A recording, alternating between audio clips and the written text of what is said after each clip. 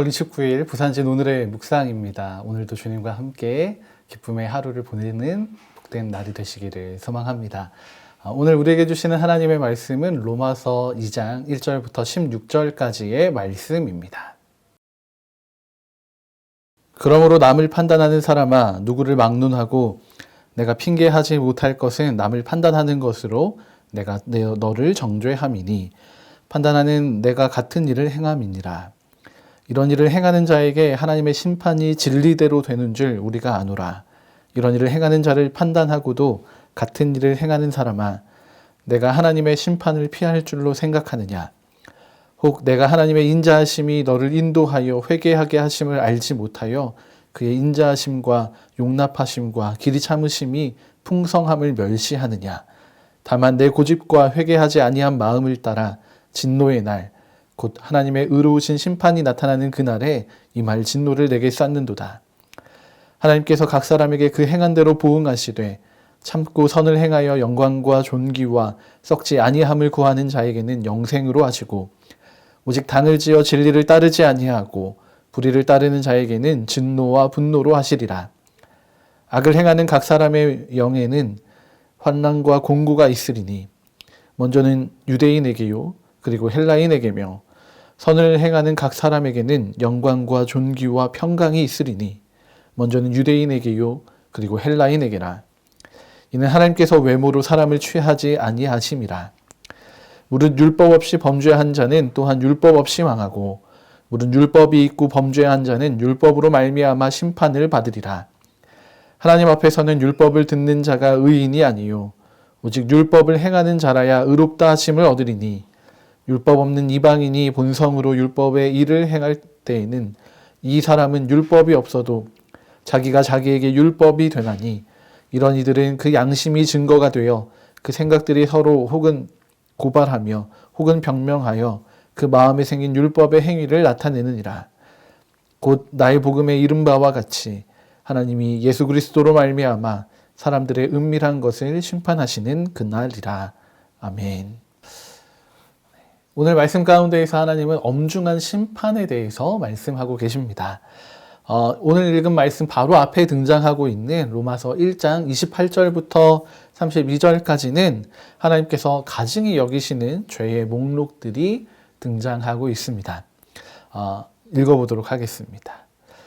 또한 그들이 마음에 하나님 두기를 싫어하며 하나님께서 그들을 상실한 마음대로 내버려 두사 합당하지 못한 일을 하게 하셨으니 곧 모든 불의, 추악, 탐욕, 악의가 가득한 자요 시기, 살인, 분쟁, 사기, 악독이 가득한 자요 수군수군하는 자요 비방하는 자요 하나님께서 미워하시는 자요 능욕하는 자요 교만한 자요 자랑하는 자요 악을 도모하는 자요 부모를 거역하는 자요 우매한 자요 배약하는 자요 무정한 자요 무자비한 자라. 그들이 이 같은 일을 행하는 자는 사형에 해당한다고 하나님께서 정하심을 알고도 자기들만 행할 뿐 아니라 또한 그런 일을 행하는 자들을 옳다 하느니라. 아멘. 네, 이 말씀처럼 로마서 1장에서는 우리의 죄에 대해서 고발하고 있습니다. 그런데 이 죄가 우리 가운데 정말 가득하지만 우리가 해당되지 않는 것이 없을 만큼 우리 모두에게 있는 죄악들이지만 오늘 우리에게는 하나님의 심판이 일어나지 않는 것처럼 여겨집니다. 사도 바울은 이 죄들에 대해서 다음과 같이 이야기합니다. 4절의 말씀입니다.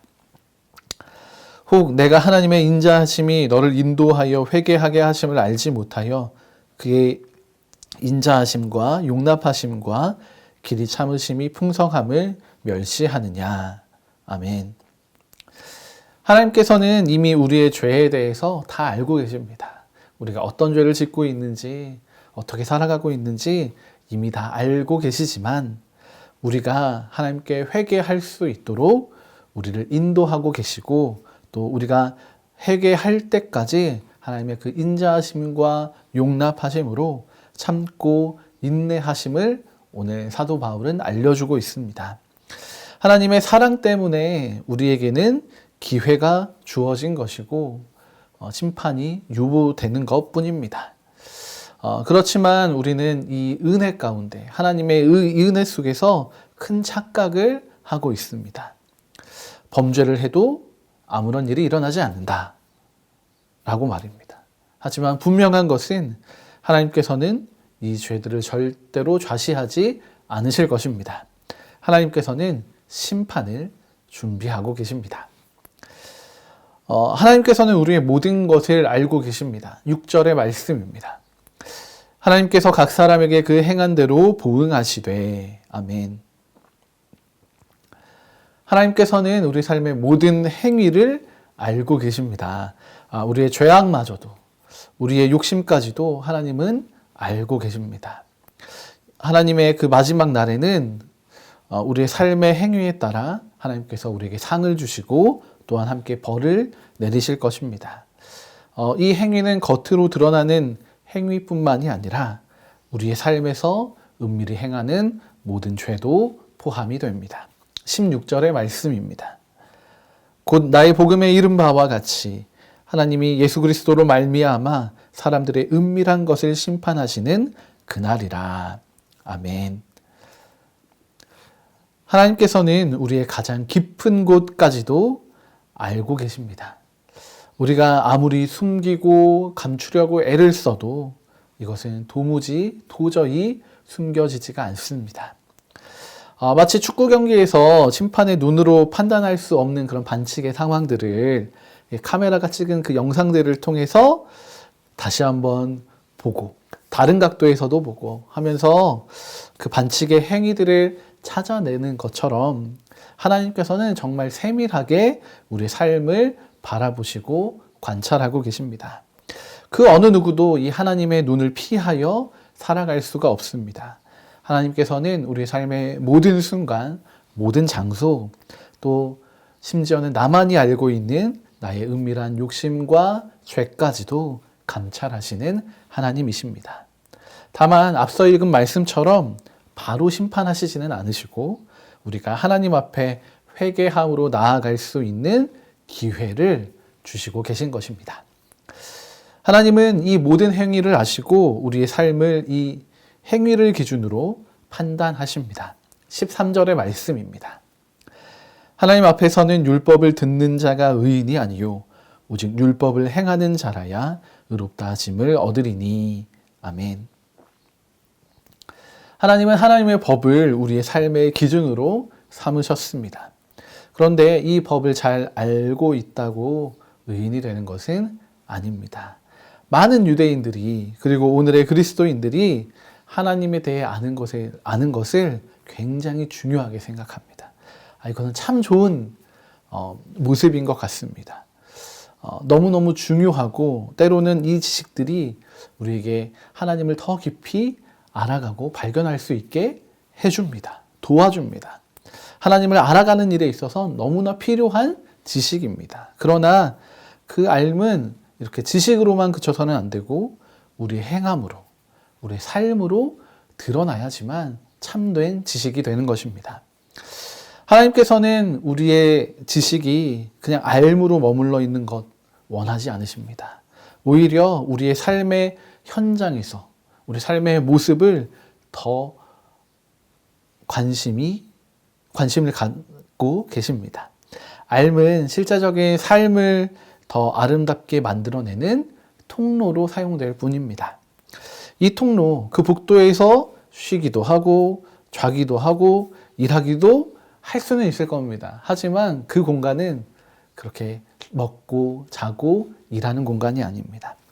그 복도, 그 통로를 지나서 방이나 사무실 안으로 들어가야만 하는 것입니다. 우리가 가진 알은 때때로 사람들을 판단하는 기준이 되기도 합니다. 1절의 말씀입니다. 그러므로 남을 판단하는 사람아 누구를 막론하고 내가 핑계하지 못할 것은 남을 판단하는 것으로 내가 너를 정죄함이니 판단하는 내가 같은 일을 행함이니라. 아멘. 더 무서운 것은 이런 사람들에 대해서 잘못되었다고 판단하면서 똑같은 실수를 저지르는 사람들입니다. 이것이 의미하는 것은 무엇이겠습니까? 네, 이 통로로는 우리의 통로가 되는 이 삶은 삶을 바꾸지 못하는 겁니다. 그 통로에서는 우리가 먹고 자고 일하는 일들이 도무지 일어날 수가 없는 것이라는 것입니다. 오히려 이 삶이 서로를 향한 비판과 비난이 되고 서로를 올가매는 줄이 된다는 것입니다. 우리는 삶으로 하나님 나라를 살아갈 수 없습니다. 오직 우리의 행함을 통해 하나님의 나라를 살아갈 수 있는 것입니다. 그렇기 때문에 하나님께서는 우리의 이 행함을 보시고 그에 따라서 우리의 삶을 판단하시고 또 심판하시게 될 것입니다. 이 하나님의 심판은 어느 누구도 피해갈 수 없습니다. 9절부터 11절의 말씀입니다. 악을 행하는 각 사람의 영에는 환난과 공고가 있으리니 먼저는 유대인에게요 그리고 헬라인에게며 선을 행하는 각 사람에게는 영광과 존귀와 평강이 있으리니 먼저는 유대인에게요 그리고 헬라인에게라. 이는 하나님께서 외모로 사람을 취하지 아니하심이라. 아멘. 하나님의 심판은 어떤 특정한 사람만 받는 것이 아닙니다. 반대로 누군가는 그래 너는 그냥 통과시켜 줄게 라고 해서 빠질 수 있는 것도 아닙니다. 지금도 그렇지만 사도 바울 당시의 유대인들은 선민 사상을 가지고 있었습니다. 그래서 유대인들은 자신들은 선택받은 민족이고 그래서 하나님의 심판과는 자신들이 거리가 멀 것이라고 생각을 했습니다. 그러나 사도 바울은 이야기합니다. 악을 행하여 심판을 받는 것도 유대인이 먼저 당하게 될 것이라고 말입니다. 더불어 이방인들도 이와 같은 심판을 받을 것이라 이야기합니다. 선을 행하여 받는 상에 대해서도 마찬가지입니다. 하나님이 선택하신 백성들은 모든 이들입니다. 하나님은 어떤 외적인 조건으로 누군가를 선택하지 않으시고 모든 사람들을 찾으시는 하나님이십니다. 하나님의 은혜는 우리 모두를 향해 있습니다. 동시에 하나님의 심판 역시도 우리 모두를 향해 있는 것입니다. 어느 누구도 제외되는 사람은 없습니다. 그 이유는 하나님께서 모든 이들을 사랑하기 원하시고 더불어 모든 이들을 구원하기 원하시기 때문입니다. 하나님은 우리의 구원의 하나님이 되십니다. 그리고 동시에 심판의 하나님이 되시기도 합니다. 하나님께서 우리를 심판하시는 이유는 하나님의 은혜와 구원에 합당한 백성이 되기를 원하시기 때문입니다. 오늘도 우리를 향한 하나님의 카메라는 계속해서 돌아가고 있습니다. 하나님이 우리를 바라보시는 이유는 우리를 향한 사랑 때문이지만 거기에는 하나님의 의도와는 다르게 우리의 죄의 흔적들이 남아있기도 합니다. 죄에 대한 심판은 모든 이들에게 동일하게 적용이 되고 또 모든 삶의 행실을 통하여 점검받게 됩니다. 우리가 하나님의 은혜를 누린 자들이지만 하나님 앞에서 우리 삶을 돌아보아서 하나님이 기뻐하시는 착하고 선한 행실들을 우리 안에 채워갈 수 있게 되기를 소망해 봅니다. 오늘도 우리를 감찰하시는 그 하나님을 기억하며 주님과 아름다운 동행, 선한 행함을 이루어가는 우리 부산진 모든 믿음의 가족들이 되시기를 축복합니다. 함께 기도하시겠습니다. 하나님, 오늘도 우리가 주님 앞에 주님의 말씀 앞에 섭니다. 주님, 오늘 말씀 가운데에는 우리에게 조금 부담되는 하나님의 심판에 대한 기록들이 있습니다. 어느 누구도 이 하나님의 심판에서 벗어날 수 없고 또 우리의 삶의 행실들을 통하여 주님이 우리를 심판하신다는 것, 주님이 우리의 은밀한 죄까지도 알고 계신다는 것이 때로는 우리를 부담스럽게 만들기도 합니다. 하지만 주님, 그것이 우리를 부담스럽게 만들고 우리를 감시하려고 하시는 것이 아니라 오히려 우리를 향한 하나님의 사랑을 나타내기 원하시고 드러내기 원하시며 또한 우리가 그 사랑과 구원에 합당한 삶을 살아가기를 원하시기 때문임을 우리가 다시 한번 말씀을 통해 기억하게 됩니다. 주님, 오늘 우리가 주님의 그 구원의 은혜, 그 감격을 기억하며 주님의 은혜에 합당한 자로 살아가는 우리 모두가 될 수 있도록 주님이 우리의 삶을 인도해 주시고 보호하여 주시옵소서.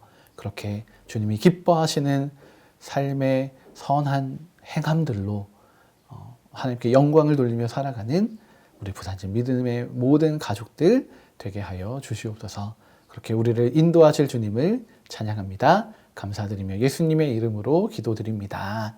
아멘.